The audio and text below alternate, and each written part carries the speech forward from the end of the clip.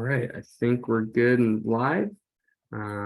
So hello class. We have a guest speaker today. This is current Vice President of Security and Operations for the Philadelphia Phillies, Mr. Sal DeAngelis. So Sal started with the Phillies organization way back when he was a young whippersnapper, a teenager, as an usher, and he's worked his way up through the ranks to his current position. Sal was promoted to vice president in August of 2022, where he is currently the VP. Sal was born and raised in Philly, went to Holy Family University for undergrad before getting his master's in sport and recreation administration from Temple, also in Philly. So he's got that Philly background to the T, Temple T.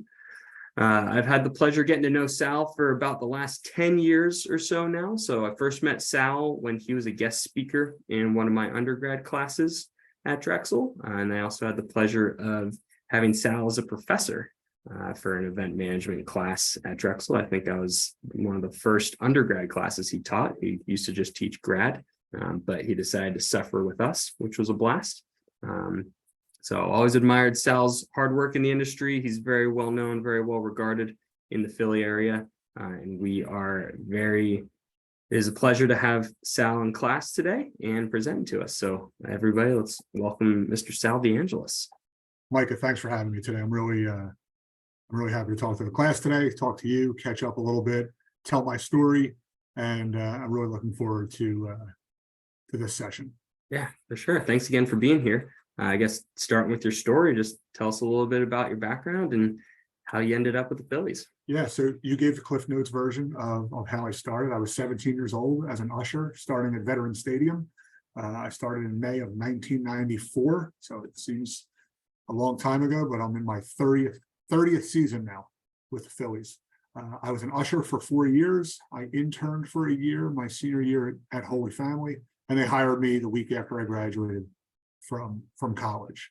I've worked my way up into the position I am now as Vice President of Operations and Security.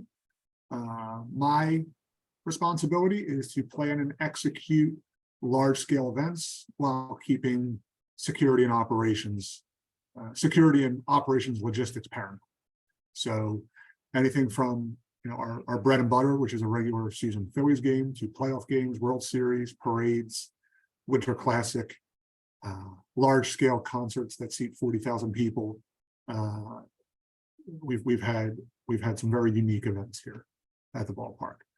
You spoke a little bit about my moonlighting gig as a teacher. I also taught from 2001 to 2017 at 3 different colleges and universities in the Philadelphia area, all in the sport and recreation administration programs with an emphasis on facility management and event planning. So that's a little bit about my story. I am Philly born and bred, if you can't tell by my accent, which I don't hear it, but I know other people do. But that's my story. All right. Awesome. So I guess kind of touching on your work in the concerts and other events, do you oversee security for all of Citizens Bank Park or just the Phillies? No, so we own the stadium. So anything that happens at Citizens Bank Park, I'm responsible for. Okay. So how many concerts do you guys do normally per year? So this year we were supposed to have 6, but one of them was Morgan Wallen, and he canceled due to some vocal issues, and we're going to push him to 2024. So we have 5 concerts this summer. We have 2 Bruce Springsteens, we have Pink twice, and we have Dead & Company one night. Yeah. All 5 will be sold out, close to 40,000 people. Yeah, I feel like one Bruce Springsteen concert is probably the equivalent of 3 or 4 concerts for most other musicians. So the longest Springsteen ever played in North America was at Citizens Bank Park the last time he was here. It was a 4+ hour show. That's amazing. I mean, he's a legend, especially in the South Jersey, Philly area. Exactly right. Yeah. Yes. How did you end up ushering with the Phillies? How did that all come about? Yeah, it was a much different time in the mid 90s, but I had a friend of the family already worked for the Phillies as she had a full-time job with the Phillies. And I said, this is what I probably would love to get into in my career. At 17 years old, I can't believe that I had the foresight to even think that. but I got hired as a game day employee, and was a very shy and timid kid who didn't speak much, probably didn't know what he wanted to do with his life, but knew that he wanted to work in sports. And my favorite team in the city was always the Phillies, so it seemed like a natural fit. Okay. And I guess what was the mindset behind wanting to work in sports? Just you like grew up playing and liking it? Yeah, I mean, I grew up playing it. I grew up watching it. I was a huge Phillies fan. But I talked about this family friend, and I didn't know that working in sports was even a thing when I met her in the late 80s. And, you know, when I was 10 years old, I thought I wanted to be like a lawyer or, you know, something like that. I didn't know what professions were out there. But I met her, and I found out she worked for the Phillies in ticket sales. I was like, oh my God, you can work in sports, in something you love. And I just always admired her. And when it came time where I was old enough to get a part-time job, I reached out and didn't hear anything for a few months. And then all of a sudden I got a phone call and they said, "Do you want to start this weekend?" That's amazing. Yeah, I think a lot of us, before we learn about how the sports industry operates, is that it's a business. You know, there's so much behind the scenes that we don't think about until we finally learn about it, especially in the event operations and facility management side. You know, someone's got to take care of the ballpark. Someone's got to look out for what's going on a day-to-day basis. Yeah. Yeah. So I guess kind of going through your career progression, you start out as an usher, and then you say you got hired full-time after graduation. So I interned first for a year in I guess from 98 to 99, it overlapped. And I actually I actually went to my boss at the time and said, I'm going to graduate soon. I'd love to work for the Phillies. Can this internship turn into a full-time position? And he basically said, no, we don't have anything right now. I said, okay. So I went and I got another job somewhere else outside of the sports industry. And I signed a contract, and I called my boss at the Phillies and I said, hey, I just want to let you know, I got to give my 2 weeks. I got another job. He said, well, did you sign a contract? I said, yes. He goes, give me an hour. And like, I played hardball without even knowing I played hardball. But I had a job an hour later and I got out of the contract. Wow. What was your first job with the Phillies? My title was stadium operations assistant. So it was anything and everything that had to do with the operation of the stadium. Okay. And then what was your career progression? How did you get to So when I got security? hired full time, that was 1999. And then 9/11 happened in 2001, and we all got thrown into security roles. All stadium operators got thrown into security roles. So that's the way I learned the security world. Every year, picking up more knowledge, picking up more responsibility, meeting new people, and parlayed that into my career, basically, where Citizens Bank Park is now at the forefront of the security landscape in all of Major League Baseball. So also around the same time, we were looking to leave Veterans Stadium and build Citizens Bank Park.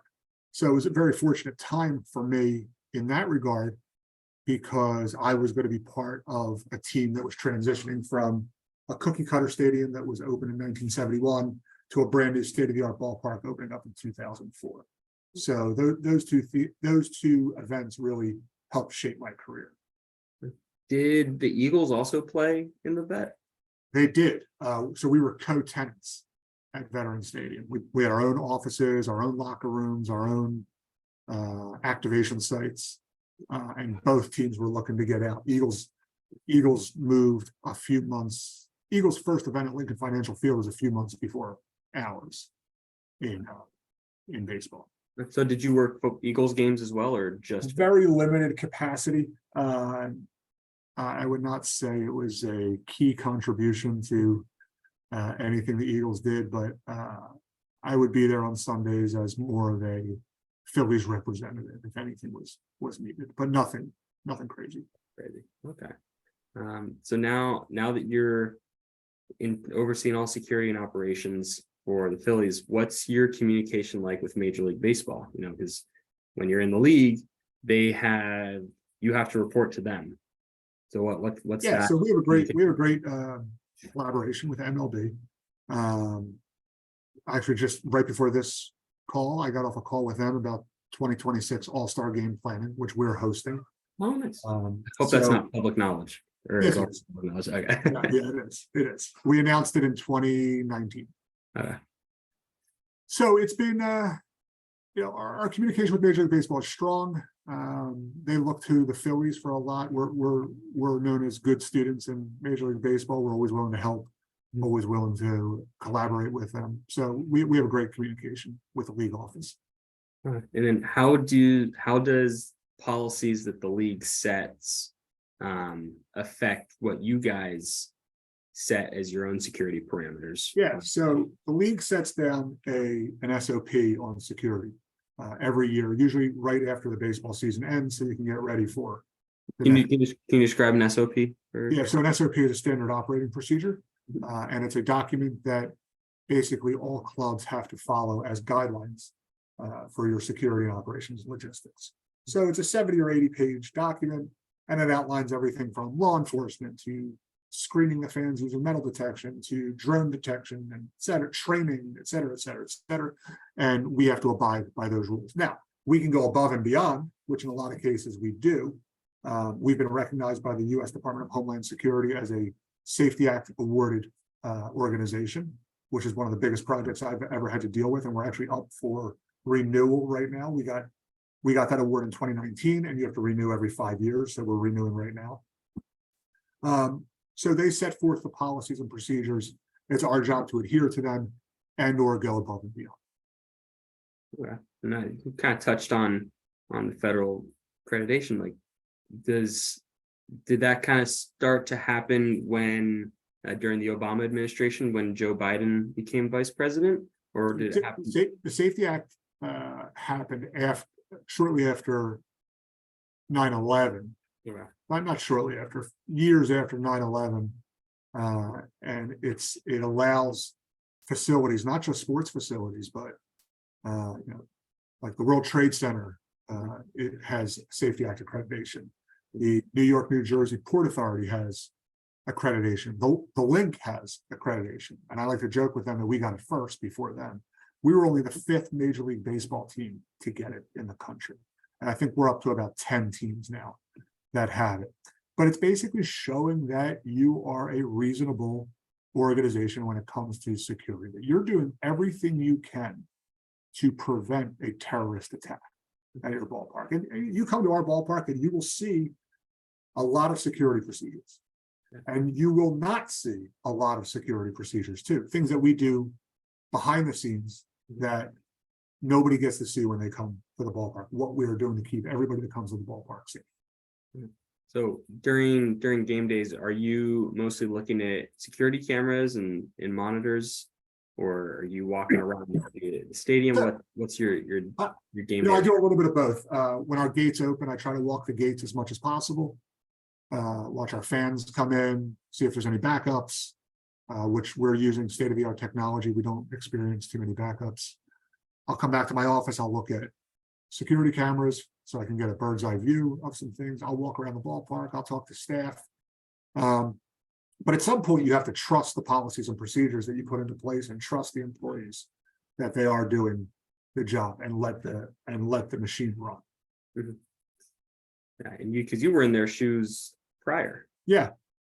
I've done many different jobs here at the ballpark. So, but always in operations and security. Got it.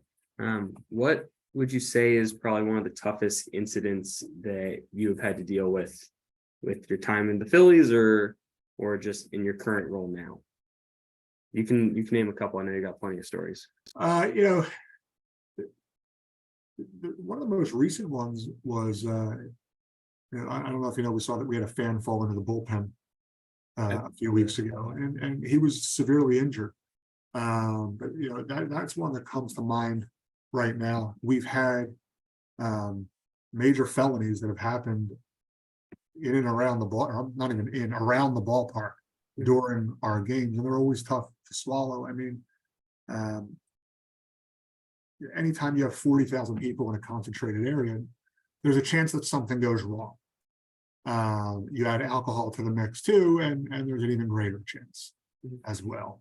So without getting into too many specifics, it's unfortunate, but we have dealt with assault cases, fatalities, overdoses, things like that happened at and around the ballpark. Does your scope also encompass the parking lot and tailgate areas? So parking lots that we control, yes. But the Link has parking lots, Wells Fargo Center has parking lots, there's private lots, the casino has parking lots.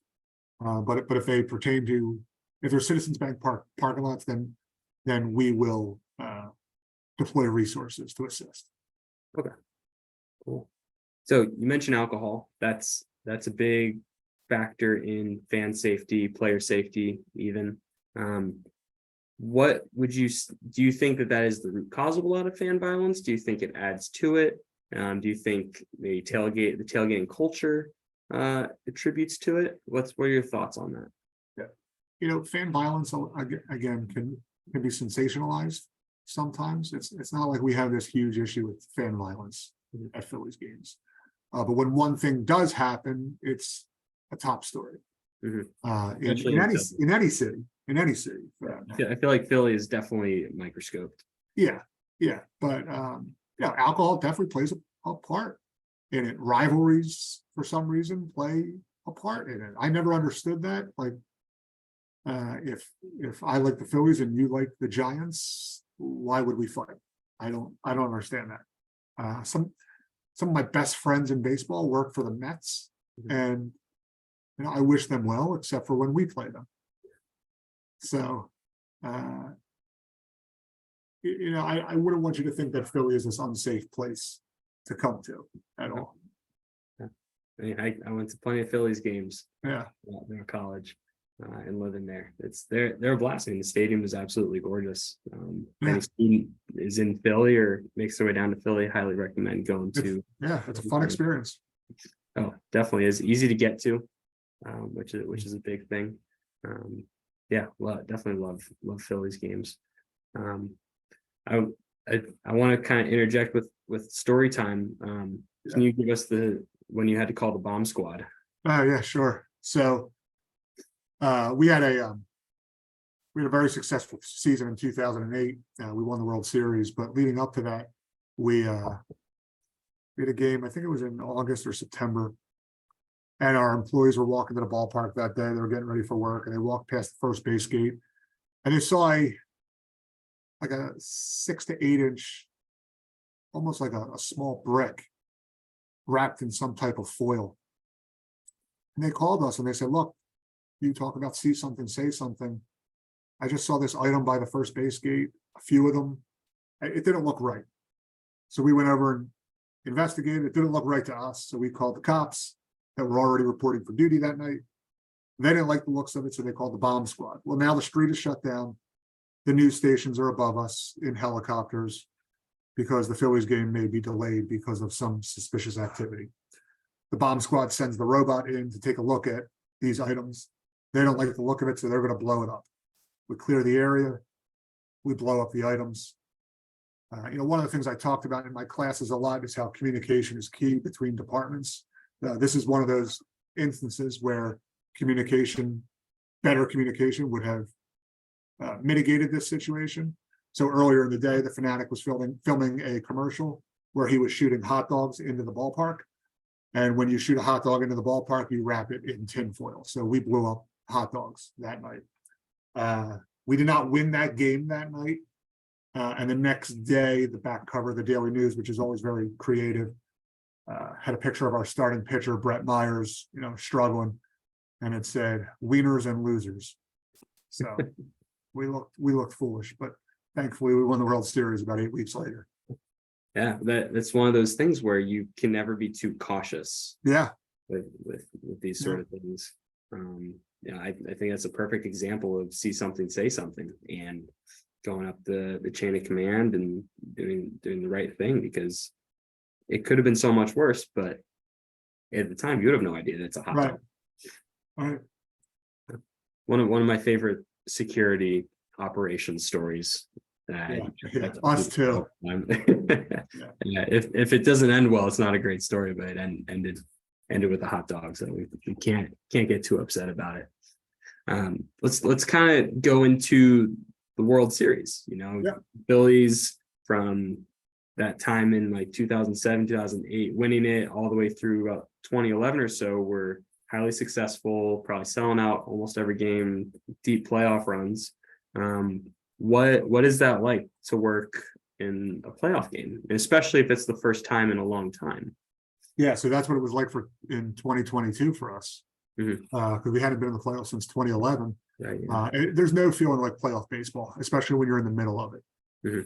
I'm fortunate enough that when we clinch a series or move on to the next round, I'm one of the first people on the field. And your heart is just going a mile a minute, and I'm trying to just not show any emotion because we have staff to place, we have police that we got to get onto the field as quick as possible. We have ownership and families that we need to get to the players to celebrate. It's an amazing experience. It's even that much better when it happens at home in front of your own crowd. Like every time we would win a game at home during the 2022 playoffs and they played Dancing on My Own, I mean, the place was electric. I mean, there was no feeling like it. And you almost feel bad for the visiting team to start the game because they've never heard crowds this loud. And they find out little nuances about these visiting players that they will heckle them for, and they will chant their name, and they just get in their heads. Now, unfortunately, that didn't happen with the Astros, and we lost the World Series to them. But when we played the Braves and the Padres, our fans were amazing. And the atmosphere, there's not a lot of sleep. There's a lot of travel. You're on the road. I was on the road the entire month so my travel schedule was Philly to St. Louis to Atlanta to Philly to San Diego to Philly to Houston to Philly to Houston to Philly. So, and that was in 4 weeks. So it was crazy. So when you're doing this travel, are you traveling with the team? Are you meeting basically your counterparts in visiting cities? So I'm traveling with the team. I have a guy that works in my department that travels with the team solely right now and does security. He's in Atlanta with the team right now. He reports up to me. But during the playoffs, I gave him a hand. Like I said, you have the players. That's what you do all year. I will take ownership and front office. So a couple of things that I'll do on the road is I'll arrange police escorts for our buses that go to and from hotels, to and from the airport. I'll work with the law enforcement in the home city. I will communicate with our entire traveling party on everything that they need to know before going to the ballpark, what their bag policy is. If they feel sick, to come see me, we can do COVID testing. You can get a mask. You can stay home. What time gates open? What color the wristband will be that day for our group, and where you can get it. What will happen if we win? What will happen if we lose? I mean, there's a lot that goes into it. But I'll also communicate with my counterparts of the other teams to make sure that everything is seamless as well. Got it. And then were you doing the same during that run in the early 2010s? I didn't start doing that until 2009, but I did it 2009, 10, and 11, and it's grown since then. Okay. Yeah, I remember you saying there was not much sleep happening during that World Series run. No, not a lot. But it's worth it. It's totally worth it. If it means there's a ring at the end of the rainbow, then it's great. Yeah, it's a beautiful ring too. Yeah, very nice. Kind of after you win the World Series, obviously the city shuts down, have a parade. And I was in Philly when the Eagles won the Super Bowl, and that was probably one of the coolest things to see. I was fortunate I got to just walk down to Broad Street a few blocks and watch the parade pass by. But what's your role and responsibility when your team wins the World Series and the parade's 3 days later? So a lot of people don't know this, but we start planning the playoffs in August. And that's if you're in contention. We've had years where we're not as successful. It doesn't make sense to plan playoffs. So in August, we will start planning the playoffs, and we'll really focus on the first round. So by the time the regular season ends, the first round is planned. Within the first round, the second round is planned, and so on and so forth, which your parade is basically planned right before the World Series starts. As far as dates, based on how many games you win it in, what other things are happening in the city, the route. And our route is always, we start somewhere north of Market and work our way down to the stadium. So we knew the event would be at the ballpark. So it's like a game at that point. The city takes care of the planning for all the security with our help along the route. But once it comes to our ballpark, it's our event, and we're planning the security and operations for that. Oh, so the Phillies parade ended at the ballpark. Correct. Okay, because I think the Eagles started near the ballpark. It did. It started in K-Lot and worked its way towards Just the art museum. museum. Yeah. Okay. Is what determined for you guys to have the parade end at the ballpark? What's the thought process on behind it? We have the seating. We don't have to build anything. We have scoreboards. We have parking. In 08, we also used Lincoln Financial Field for overflow. So there were 60,000 people there that were watching the parade. And we did a lap with the players and the trophy in there as well. So a lot of different factors for that, but they're some of the bigger ones. Okay.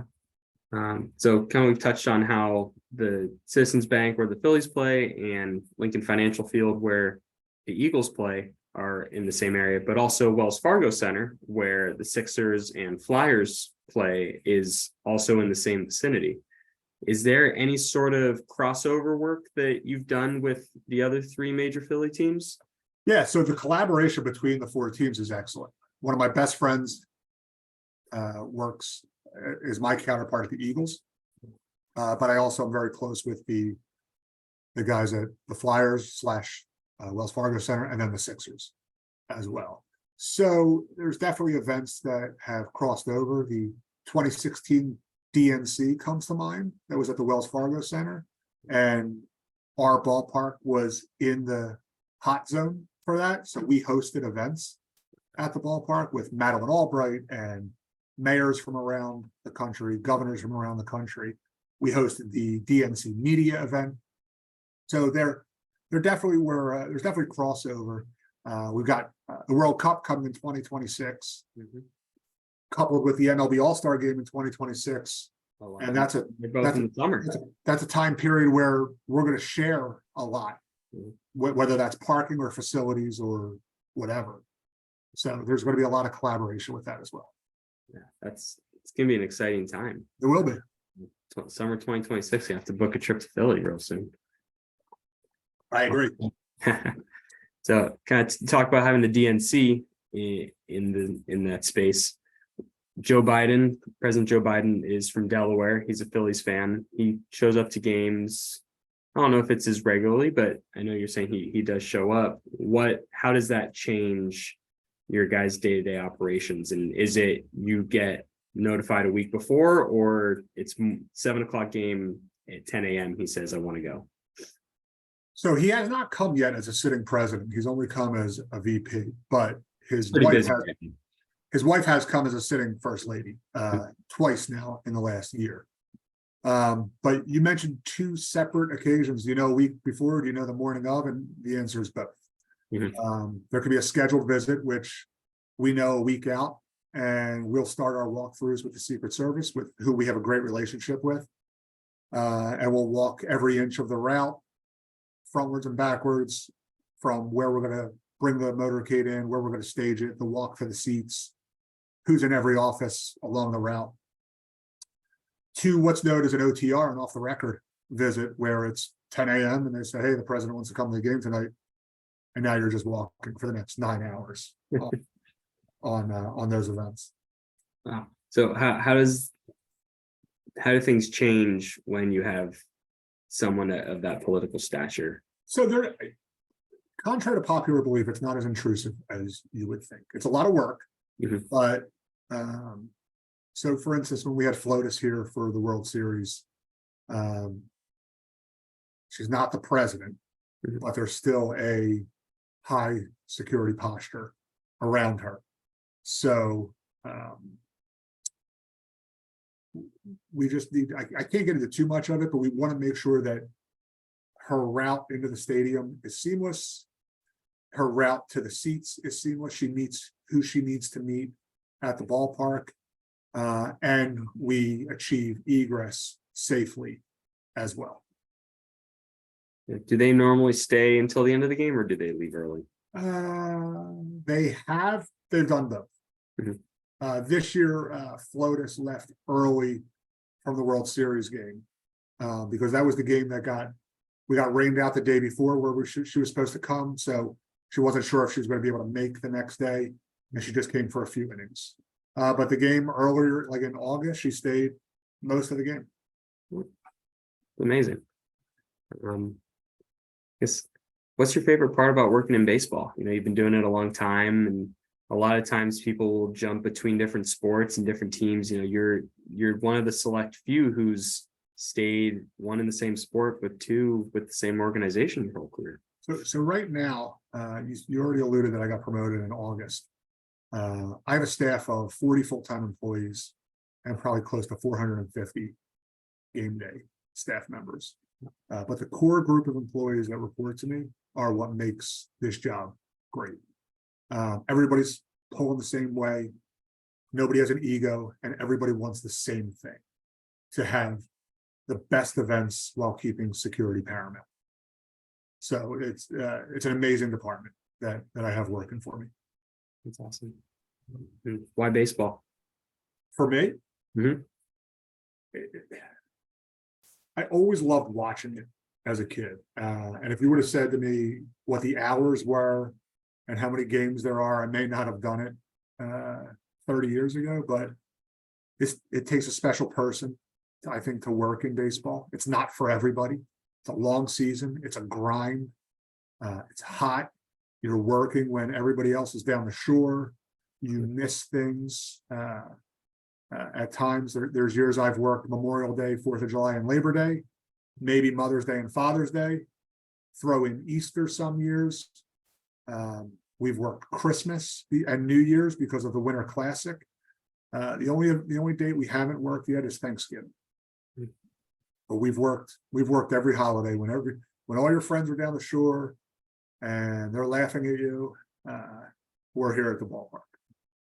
I will say, if heat is something you're worried about, feel free to come over to San Francisco. It is nice and cool in the summertime. Exactly right. I think the high might have been, it's in the 60s, and it's a cold and windy day at the ballpark. Exactly right. Yeah. I experienced that the first time I went to Alcatraz many years ago. I'm thinking it's California, and I've got shorts and a t-shirt on, and I said, this isn't going to work. I had to go to a souvenir stand and buy a sweatshirt. Yeah, that you're one of many people who fall into that trap. Yeah.